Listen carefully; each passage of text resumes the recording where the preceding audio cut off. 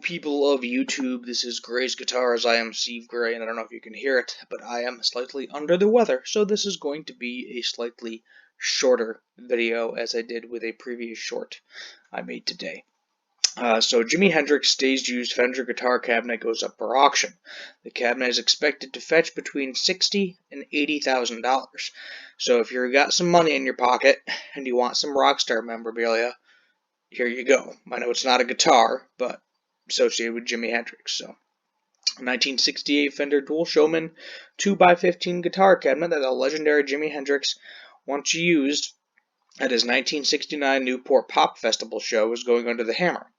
The cabinet is one of the headliners of the latest Julian's Music Icon sale and sits among the high-profile items like Kurt Cobain's stage-smashed Fender Stratocaster, featuring a pair of 15-inch JBL 130 speakers instead of the original stock Fender speakers. The Dual Showman was acquired by the late guitarist prior to his 1968 American tour with the Jimi Hendrix Experience in preparation for the large JDMs and outdoor venues where they would be playing. According to Julian's, Hendrix originally used the cabinet alongside 5 other Dual Showmans in his stock Fender speaker form for a couple of shows in February of 1968. After it broke down during a gig at the Anaheim Convention Center in California, the cabinet was sent to Fender for servicing, where it was then installed with heavier-duty JBL speakers capable of providing the power Hendrix needed. Video below, the cabinet can be seen on stage with Hendrix during his performance at the 1968 Newport Pop Festival. That's pretty cool that you actually have video footage of him using it. With an estimated value of $60,000 to $80,000, the cabinet begins with a minimum bid of $15,000 and is set to be auctioned on May 19th.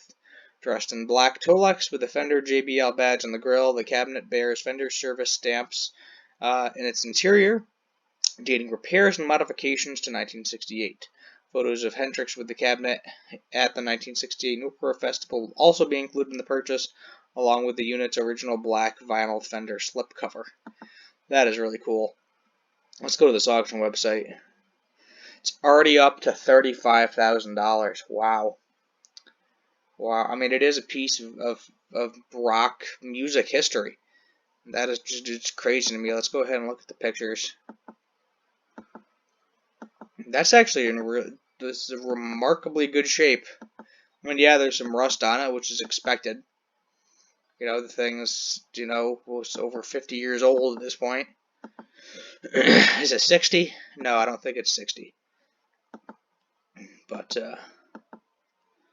that just baffles me. I mean, I feel like I would personally, if I was throwing that kind of money at something that was owned by a famous musician, I would probably want a guitar. I think I would rather have a guitar or a bass, something along those lines. Let's see if we can see what else they got in here.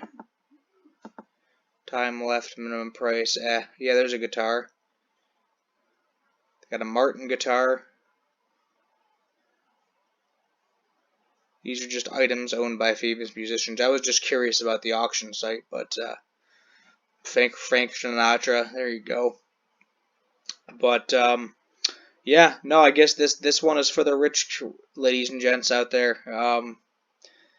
If y'all got a big fat pocketbook, have at this auction, because they got some cool looking stuff. Elvis Presley smoked cigar butt.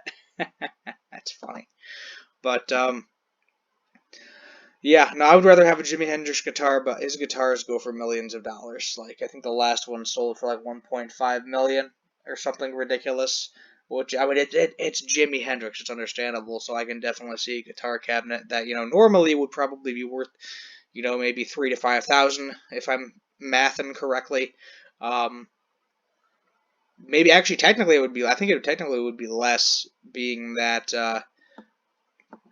the speakers have been replaced. Because typically with any vintage gear, it has to be 100% original, or the value declines. But famous person owned it, so let's just see if we can find one right now.